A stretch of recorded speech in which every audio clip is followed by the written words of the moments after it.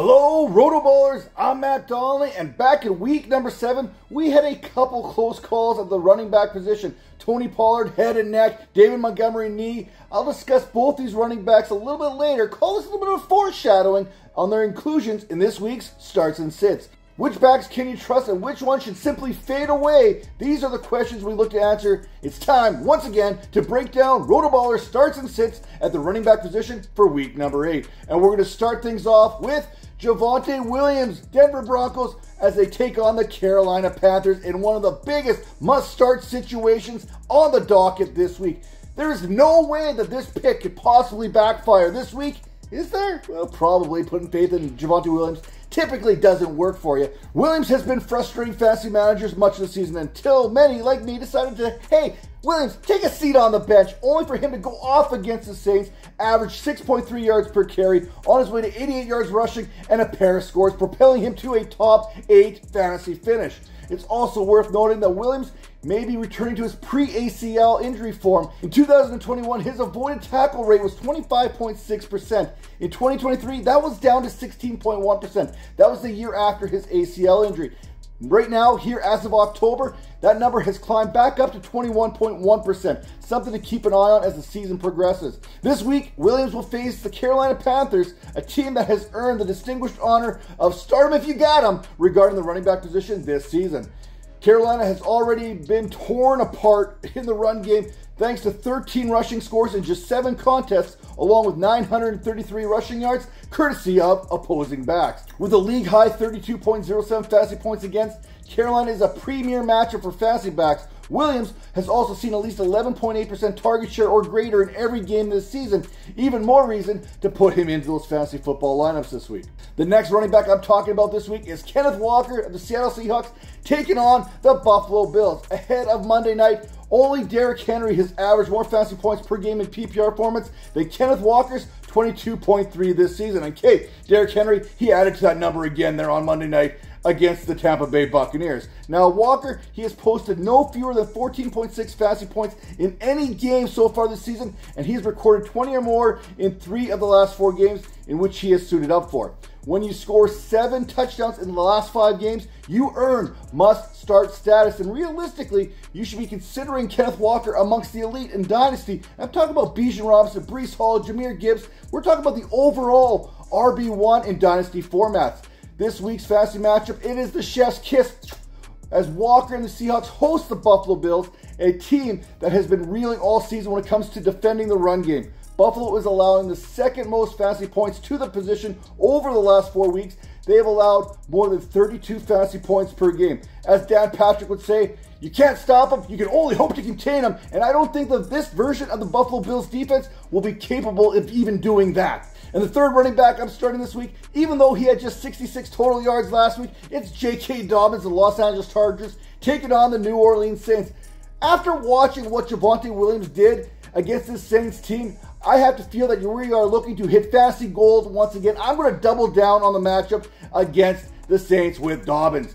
To Dobbins' credit, he has taken advantage of the generous matchups as they've come up to him, and he has produced as expected. New Orleans, they have been a dream matchup as of late, as they've allowed an average of 33.55 fantasy points per game to the running backs over the last 4 weeks. And over the last 4 weeks, the Saints have allowed 772 total yards and 6 touchdowns. New Orleans has been better on the road, allowing just 98.3 rushing yards per game as opposed to the 183 that they are allowing at home. But with as many injuries they have suffered on the offensive side of the ball in recent weeks, it has added an ever-growing strain on this defense. Look for that to continue as a positive game script has Dobbins poised for another top 12 fantasy week. Now, turning our attention to those running backs that we have to sit, those running backs you should be looking to avoid, and I'm going to take my first look at Tony Pollard of the Tennessee Titans as they take on the Detroit Lions.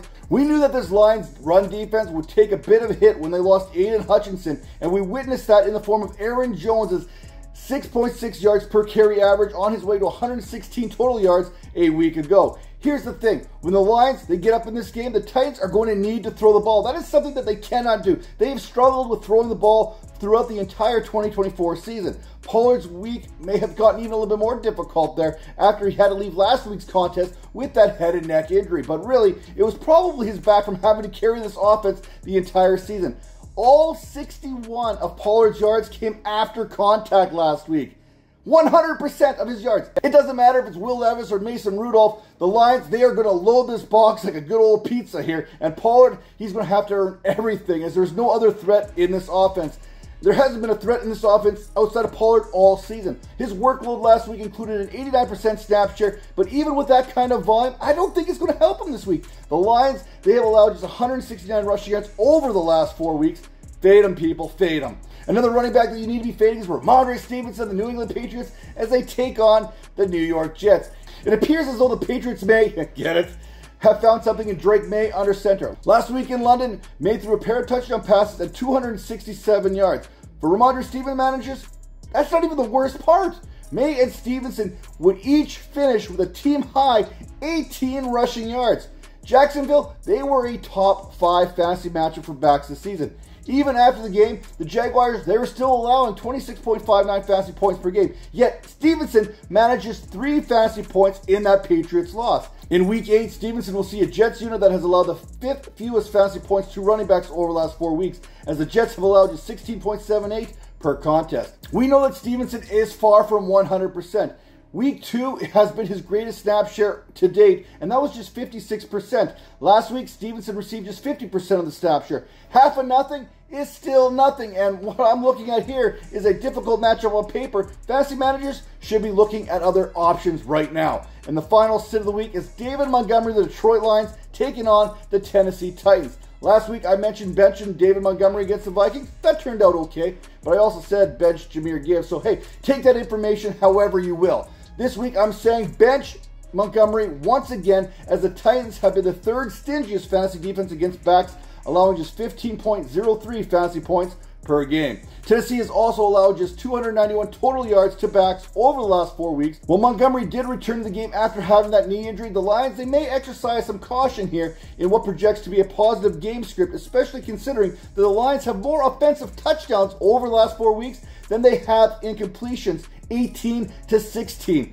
Montgomery, he's going to get some touches, but this week could resemble week number 6 when Craig Reynolds got in. Once again, Reynolds could be in line for some garbage time touches to start the second half. And before we head into the second half of the fantasy football season, head over to rotoballer.com for all the latest fantasy football news and analysis, and make sure to check out the RotoBaller Discord channel, where you'll find me there 24/7 answering all your fantasy football needs. Talk to you later.